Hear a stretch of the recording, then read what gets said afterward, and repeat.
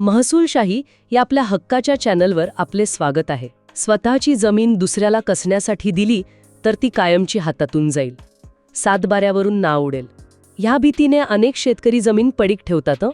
पण आता ही भीती विसरा, कारण 1 जानेवारी 2025 पासून सर्व काही बदललंय. आजची ही चर्चा फक्त जमीन मालकांसाठीच नाही, तर ज्यांच्याकडे जमीन नाही पण जे शेती करू इच्छितात अशा भूमिहीन आणि अल्पभूधारक शेतकऱ्यांसाठी खऱ्या अर्थाने क्रांतिकारी आहे. वर्षानुवर्षे चालत आलेली भीती, अनिश्चितता आणि जमिनीच्या वादाचे जुने प्रश्न आता एकाच झटक्यात निकाली निघणार आहेत. चला तर मग कायद्याचं आणि तुमच्या फायद्याचं बोलूयात. अगदी बरोबर. आजवर शेती भाड्याने देणं किंवा घेणं हा खरंच एक अत्यंत नाजूक आणि भीतीचा विषय होता. म्हणजे पिढ्यानपिढ्या चालत आलेले जे जुने कायदे होते त्यामुळे लोकांच्या मनात एक प्रकारची दहशतच बसली होती. पण आता कायद्यानेच याला एक भक्कम आणि सुरक्षित स्वरूप दिलं आहे. होय, आणि याच संदर्भात मला एका अत्यंत महत्त्वाच्या प्रश्नापासून सुरुवात करायची आहे. आपण जो मागचा व्हिडिओ केला होता त्यावर एका शेतकऱ्याने अत्यंत चिंतेने विचारलं होतं की समजा मी माझी जमीन कराराने दुसऱ्याला कसण्यासाठी दिली, तर जुन्या कुळ कायद्यानुसार ती जमीन त्या कुळाच्याच नावावर होते का? हा प्रश्न आज ग्रामीण भागातल्या प्रत्येक जमीन मालकाच्या मनात आहे. आपण याला थोडे एका उदाहरणातून समजून घेऊया. समजा रामराव नावाचे एक शेतकरी आहेत. त्यांच्याकडे 5 एकर जमीन आहे, पण ते स्वतः शेती करू शकत नाहीत. गावातलंच तुकाराम नावाचे एक तरुण आणि होतकरू शेतकरी आहे, ज्याला ती जमीन कसण्यासाठी हवी आहे. पण रामराव भीतीने जमीन द्यायला तयार नाहीत. त्यांना वाटतं की तुकारामने कूळ लावलं तर. रामरावांची ही भीती अत्यंत नैसर्गिक आणि रास्त आहे. जुन्या कायद्यांचा इतिहास पाहता लोकांच्या मनात हा संशय असणं स्वाभाविकच आहे. पण आता चित्र पूर्णपणे पालटलं आहे. महाराष्ट्र शेतजमीन भाडेपट्टा अधिनियम 2017 हा जो नवीन कायदा आला आहे आणि ज्याची अंमलबजावणी 1 जानेवारी 2025 पासून संपूर्ण राज्यात सुरू झाली आहे, तो या सर्व शंका दूर करतो. या कायद्यातील कलम 3 अत्यंत स्पष्ट आहे. या कायद्याच्या कलम 3 उपकलम 6 मध्ये स्पष्टपणे नमूद केलं आहे की जमीन मालक आणि कसणारा यांनी परस्पर संमतीने ठरवलेला कोणताही भाडेपट्टा कालावधी कसणाऱ्याच्या बाजूने कोणताही संरक्षित कुळहक्क निर्माण करत नाही. अच्छा, म्हणजे रामरावांनी तुकारामसोबत लेखी करार केला तरीही तुकारामला त्या जमिनीवर कोणताही कायमस्वरूपी हक्क मिळणार नाही. कुळ लागण्याची कसलीही भीती उरलेली नाहीये? अजिबात नाही.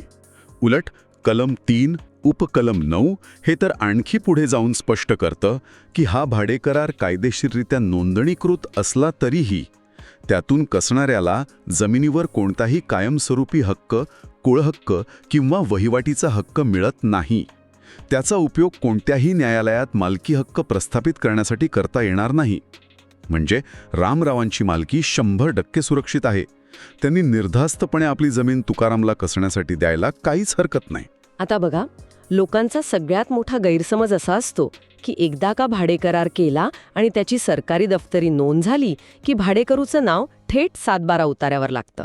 म्हणजे रामरावांचा 7/12 आणि त्यावर कुळ म्हणून तुकारामचं नाव. हा गैरसमज आज आपल्याला मुळासकट मोडून काढायचा आहे. नक्कीच, हा अत्यंत महत्त्वाचा मुद्दा आहे. या नवीन कायद्यातील कलम 3 उपकलम 8 आणि 3 उपकलम 9 हे या गैरसमजावर थेट भाष्य करतात. कायद्यात स्पष्ट लिहिलंय की या भाडेकराराची नोंद 7/12 या हक्क अभिलेखावर अजिबात घेतली जाणार नाही. थांबा, म्हणजे 7/12 नाव येणारच नाही. मग हा करार सरकारी दप्तरी नोंदवला गेलाय याचा पुरावा काय? उद्या तुकारामने विचारलं की माझा करार कुठे नोंदवलाय, तर त्याने काय पाहायचं? बरोबर, 7/12 नाव येणार नाही, मग नोंद कुठे राहील? तर त्यासाठी सक्षम प्राधिकारी, जे प्रामुख्याने आपले तहसीलदार असतात, त्यांच्याकडे एक स्वतंत्र नोंदवही ठेवली जाईल. नियम 2024 नुसार या नोंदवहीचा एक विशिष्ट नमुना तयार करण्यात आला आहे. त्या स्वतंत्र नोंदवहीतच या कराराची माहिती राहील. 7/12 हा मालकी हक्क आणि पिकांची नोंद दाखवणारा दस्तऐवज आहे. त्यावर या तात्पुरत्या भाडेकराराची नोंद होणार नाही. त्यामुळे रामरावांचा 7/12 कोरा आणि सुरक्षित राहील आणि तरीही तुकारामच्या कराराला कायदेशीर मान्यता असेल. हे खरंच खूप मोठं पाऊल आहे. पण मला सांगा, हा कायदा 2017चा आहे आणि आपण आता 2025 मध्ये आहोत. मध्ये इतका काळ का गेला? ही एक महत्त्वाची कायदेशीर प्रक्रिया होती. बघा, या कायद्याला राष्ट्रपतींची संमती 16 जून 2023लाच मिळाली होती. हे एक महत्त्वाचं तथ्य आहे जे अनेकांना माहीत नाही. पण नुसता कायदा बनून चालत नाही, तर त्याची अंमलबजावणी करण्यासाठी राज्याचे स्वतःचे नियम बनवावे लागतात, प्रशासकीय यंत्रणा तयार करावी लागते. ही सर्व प्रक्रिया पूर्ण करून राज्य सरकारने अधिकृत अधिसूचना काढून 1 जानेवारी 2025 पासून हा कायदा संपूर्ण राज्यात लागू केला आहे. मला वाटतं तुम्ही मगाशी जे म्हणालात की रामराव आणि तुकाराम दोघांचाही यात फायदा आहे. म्हणजे हा कायदा आता दोन्ही हातात लाडू देण्यासारखा आहे. रामरावांची जमीन गमावण्याची भीती गेली, पण आता मला तुकारामच्या बाजूने विचार करायचा आहे. जो गरीब शेतकरी किंवा भूमिहीन माणूस दुसऱ्याची जमीन कसतोय, त्याच्यासाठी हा कायदा नक्की काय बदल घडवणार आहे? कारण आत्तापर्यंत करार तोंडी असल्यामुळे अशा कसणाऱ्या शेतकऱ्याला कुठलीच सरकारी मदत मिळत नव्हती. हाच या कायद्याचा खरा आत्मा आहे. आपण कायद्याच्या कलम 4 आणि 5 कडे वळूया. कलम 4 मध्ये जमीन मालकाचे हक्क आणि जबाबदाऱ्या स्पष्ट केल्या आहेत. सगळ्यात मोठा हक्क म्हणजे ठरलेलं भाडे वेळेवर मिळणे, आणि त्याहूनही महत्त्वाचे म्हणजे कराराची मुदत संपल्यावर आपोआप कोणत्याही कायदेशीर बोजाशिवाय जमिनीचा ताबा पुन्हा मालकाकडे येणे. याशिवाय कसणाऱ्याने जमिनीची सुपीकता खराब करू नये किंवा परस्पर जमीन दुसऱ्याला उपभाडेपट्ट्याने देऊ नये याचीही लेखी हमी कलम 4 मालकाला देतं. आणि आता तुम्ही विचारलेल्या तुकारामच्या फायद्याबद्दल कलम 5 हे पूर्णपणे कसणाऱ्याचा म्हणजेच भाडेपट्टाधारकाच्या हक्कांबद्दल आहे. आतापर्यंत तोंडी करारामुळे तुकारामसारख्या शेतकऱ्याला न पीक कर्ज मिळायचं न पीक विमा, पण आता कलम 5 नुसार कसणारा या कायदेशीर कराराच्या आधारावर जमिनीवर कोणताही बोजा न टाकता बँका किंवा सहकारी संस्थांकडून पीक कर्ज घेऊ शकतो. पण इथेच तर खरी गोम आहे. जमिनीवर बोजा न टाकता कर्ज. मग बँक कशाच्या आधारावर कर्ज देणार? उद्या तुकारामाने कर्ज बुडवलं तर बँक रामरावांच्या जमिनीवर जप्ती आणणार नाही कशावरून? बँका तर तारण असल्याशिवाय 1 रुपया देत नाहीत. हाच तर यातील मास्टर स्ट्रोक आहे. कर्जासाठी तारण म्हणून जमिनीची गरज नाही. या कायद्याच्या कलम 5 मध्ये अत्यंत स्पष्ट तरतूद आहे. भाडेपट्टा कालावधीत त्या जमिनीतून जे अपेक्षित पीक निघणार आहे त्या पिकाच्या मूल्यावर किंवा परताव्याच्या मूल्यावर बँक कर्ज देईल, ज्याला आपण कोलॅटरल म्हणतो. बापरे, म्हणजे बँक जमिनीची किंमत नाही तर पिकाची किंमत गृहीत धरणार. हे कसं शक्य आहे? होय, अगदी तसंच. समजा तुकारामाने त्या 5 एकरात सोयाबीन लावण्याचं ठरवलं, तर कृषी विभाग आणि बँकेच्या निकषानुसार त्या 5 एकरातून किती क्विंटल सोयाबीन निघू शकतं आणि त्याचा बाजारातला अंदाजी दर काय असेल याचं कॅल्क्युलेशन केलं जातं. त्या अपेक्षित उत्पन्नाला तारण मानून बँक तुकारामला पीक कर्ज देईल. यात रामरावांच्या जमिनीचा कुठेही संबंध येत नाही किंवा जमिनीवर बोजा चढत नाही. आणि फक्त कर्जच नाही तर कलम 5F नुसार राज्य किंवा केंद्र सरकारकडून मिळणारा पीक विमा, अतिवृष्टी किंवा दुष्काळासारख्या वेळची आपत्ती निवारण मदत या सर्व सुविधांचा लाभ घेण्यास तो भाडेपट्टाधारक शेतकरी आता अधिकृतपणे पात्र असेल. अशीच महत्त्वाची आणि उपयोगी महसूल विषयांची माहिती रोज हवी असेल तर महसूलशाही चॅनलला सबस्क्राईब करा. आता वळूया प्रत्यक्ष प्रक्रियेकडे. तुम्ही मला पूर्णपणे पटवून दिलंय की मालक सुरक्षित आहे आणि कसणाऱ्याला कर्ज मिळते. पण उद्या सकाळी उठून रामराव आणि तुकारामाला ही प्रक्रिया अधिकृत करायची असेल तर त्यांनी नक्की कुठून सुरुवात करायची? यासाठी नियम 2024 आणि कायद्यातील कलम 3 उपकलम 4 मध्ये अत्यंत सुटसुटीत टप्पे दिले आहेत. आपण एका चेकलिस्टप्रमाणे हे समजून घेऊ. रामराव आणि तुकारामाला फक्त 3 साधी टप्पे पार करायचे आहेत. पहिला टप्पा, प्रथम दोन्ही बाजूंनी परस्पर संमतीने लेखी भाडेपट्टा करार करा. यात मुदत, भाड्याची रक्कम आणि अटी स्पष्ट असाव्यात. दुसरा टप्पा, तो करार घेऊन दुय्यम निबंधक कार्यालयात जा आणि नोंदणी अधिनियम 1908 नुसार तो रीतसर नोंदणीकृत करा. आणि तिसरा टप्पा हा नोंदणीकृत करार सक्षम प्राधिकारी म्हणजेच तहसीलदारांकडे जमा करा, जेणेकरून ते त्यांच्या स्वतंत्र नोंदवहीत त्याची नोंद घेतील. हे ऐकायला हे खूप सोपं वाटते, पण मला ग्राउंड लेवलची म्हणजे प्रत्यक्ष गावातली परिस्थिती सांगू द्या. अनेकदा स्थानिक पातळीवर अधिकारी किंवा कर्मचारी जसे की आपले तलाठी भाऊसाहेब अज्ञानामुळे या कराराची नोंद 7/12वरच घेण्याचा प्रयत्न करू शकतात किंवा रामरावांना जुन्या कुळ कायद्याची भीती दाखवून असा करार नोंदवायलाच नकार देऊ शकतात. हे असं चालत नाही, जुना कायदा असा सांगतो असं म्हणून फाईल परत पाठवतात. अशा वेळी सामान्य शेतकऱ्याने काय करायचं? ही अत्यंत व्यावहारिक आणि खरी अडचण आहे. सरकारी कार्यालयांमध्ये जुन्या सवयी आणि जुन्या कायद्यांचा पगडा आजही आहे. म्हणूनच या कायद्यात कलम 15 समाविष्ट करण्यात आला आहे. कलम 15 नुसार या नवीन कायद्याचा इतर सर्व कायद्यांवर अधिभावी परिणाम म्हणजे ओव्हररायडिंग इफेक्ट असेल. हे ओव्हररायडिंग इफेक्ट जरा सोप्या भाषेत सांगाल का? सामान्य शेतकऱ्याला हे कसं समजेल? नक्कीच. तुम्ही ओव्हररायडिंग इफेक्टला एका मास्टर की किंवा हुकमी एक्कासारखा समजा. जुने कुळ कायदे म्हणजे जुनी गंजलेली कुळपं आहेत. स्थानिक अधिकारी तुम्हाला ती कुळपं दाखवून म्हणतील की हा दरवाजा उघडणार नाही, पण हे कलम 15 म्हणजे सरकारने दिलेली मास्टर की आहे. ही चावी लावली की जुनी सगळी कुळपं निरुपयोगी ठरतात. म्हणजे आजच्या घडीला अंमलात असलेल्या इतर कोणत्याही कायद्यात काहीही लिहिलेलं असलं तरी हा नवीन कायदा त्याला ओव्हरराईड करेल, त्याला वरचढ ठरेल. जर कुठल्या अधिकारी किंवा कर्मचाऱ्याने जुन्या कुळ कायद्याचा दाखला देऊन नोंदणीस नकार दिला तर तुम्ही स्पष्टपणे कलम 15चा संदर्भ देऊन सांगू शकता की नवीन कायद्याचा तरतुदीच इथे लागू होतील. 7/12वर नाव न घेण्याचा जो स्पष्ट उल्लेख कलम 3 उपकलम 8 मध्ये आहे तो अधिकाऱ्यांना पाळावाच लागेल. खूपच महत्त्वाची माहिती आहे ही. अधिकाऱ्यांच्या चुकीमुळे शेतकऱ्यांनी घाबरून जायचं कारण नाही, पण या प्रक्रियेत आदिवासी बांधवांच्या जमिनींबाबत काही वेगळे नियम आहेत का? कारण त्यांच्या जमिनींचे व्यवहार अत्यंत संवेदनशील मानले जातात. होय, इथे एक अत्यंत महत्त्वाची अट आहे जी लक्षात ठेवणं गरजेचं आहे. कायद्याच्या कलम 3 उपकलम 1 मध्ये स्पष्ट नमूद आहे की अनुसूचित जमातीचा म्हणजे ST प्रवर्गातील व्यक्तीची जमीन केवळ अनुसूचित जमातीचाच व्यक्तीला भाड्याने देता येते. आणि त्यासाठी महाराष्ट्र जमीन महसूल संहिता 1966च्या कलम 36 नुसार जिल्हाधिकाऱ्यांची पूर्व परवानगी घेणं पूर्णपणे अनिवार्य आहे. म्हणजे जर रामराव ST प्रवर्गातील असतील तर ते तुकारामला, जर तो ST प्रवर्गात नसेल तर जमीन भाड्याने देऊ शकत नाहीत. दुसऱ्या कोणत्याही प्रवर्गातील व्यक्तीला ती जमीन भाड्याने घेता येणार नाही. हे तथ्य खूप महत्त्वाचं आहे. व्हिडिओ उपयोगी वाटला असेल तर लाईक करा आणि इतर शेतकरी बांधवांपर्यंत शेअर नक्की करा. तुमचा प्रश्न असेल तर कमेंटमध्ये नक्की विचारा. आता आपण थोडा वाद आणि गैरसमजांकडे वळूया. आपण पुन्हा रामराव आणि तुकारामच्या उदाहरणाकडे येऊ.